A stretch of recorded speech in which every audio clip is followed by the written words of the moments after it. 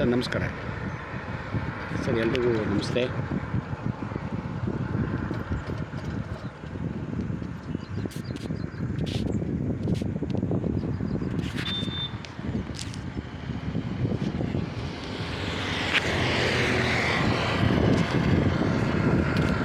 ಇದೊಂದು ರಾಜ್ಯ ಹೆದ್ದಾರಿ.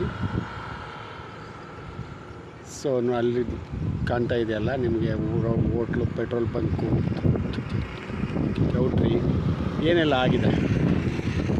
ಅದರ ಆಪೋಸಿಟ್ ಇರ್ತಕ್ಕಂಥ ಈ ಒಂದು ಲ್ಯಾಂಡು ನೋಡಿ, ಈ ಕಡೆ ಒಂದು ಪಾತಿದೆ, ಈ ಕಡೆ ಒಂದು ಪಾತಿದೆ. ನೋಡಿಲಿ ತನಕ ಇಲ್ಲೊಂದು ಚಿಕ್ಕ ಕಟ್ಟೆ ಕಾಣಿಸ್ತಾ ಇದೆಯಲ್ಲ, ಹೀಗೆ. ಸೊ ಈಸ್ಟ್ ವೆಸ್ಟು ಭಾಳ ಉದ್ದ ಇದೆ. ರೋಡ್ಗೂ ಕೂಡ ಆಲ್ಮೋಸ್ಟ್ ಒಂದು 200 ಅಡಿ ಅಗಲ ಇದೆ. ಒಂದು 170-180 ಅಡಿಯಷ್ಟು ಅಗಲ ಇದೆ ರೋಡ್ಗೆ. ಇದು ಸಂಪೂರ್ಣ ಬ್ಲಾಕ್ ಸಾಯಿಲು. ಸೊ ಇದು ಕಬಿನಿ ವಾಟರ್ ಬೆಲ್ಟ್ ಆಗೋಂಥ ಆಸ್ತಿ ಇದು. ಜೊತೆಗೆ ಹೈವೇಗೆ ಆ್ಯಡ್ ಆಗಿರೋದ್ರಿಂದ ಸ್ವಲ್ಪ ರೈಟ್ಗಳು ಸಿಕ್ಕಾಪಟ್ಟೆ ಹೇಳ್ತಾ ಇದ್ದಾರೆ. ಉಂಟೆಗೆ 2 ಲಕ್ಷ ಹೇಳ್ತಾ ಇದ್ದಾರೆ ಲ್ಯಾಂಡ್ ಓನರು.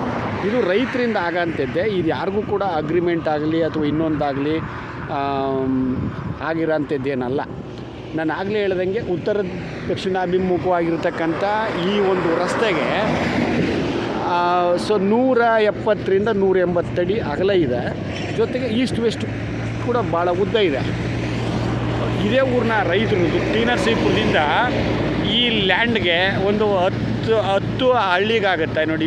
ನೋಡಿ ಇದಕ್ಕೆ ಊರಿಗೆ ಅಲ್ಲಿಂದ ಒಂದು ಅಂದರೆ ಒಂದು 11 ಆಗುತ್ತೆ. ಈಗ ನೋಡಿ ಹೊಸ್ದಾಗಿ ಇಲ್ಲೇನೋ ಕಾಲೇಜೋ ಏನೋ ಓಪನ್ ಆಗ್ತಾಯಿದೆ. ಜೊತೆಗೆ ನಾನು ಆಗಲೇ ಹೇಳ್ದಂಗೆ ಚೌಟ್ರಿ ಇದೆ, ಜೊತೆ ಪೆಟ್ರೋಲ್ ಬಂಕ್ ಇದೆ, ಹೋಟೆಲ್ ಇದೆ. ಈ ಒಂದು ರೋಡು ಭಾಳ ಇಂಪ್ರೂವ್ಮೆಂಟ್ ಆಗಿದೆ.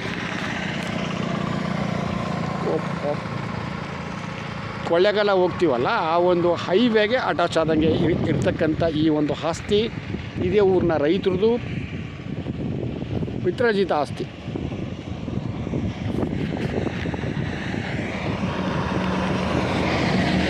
Okay, thank you sir.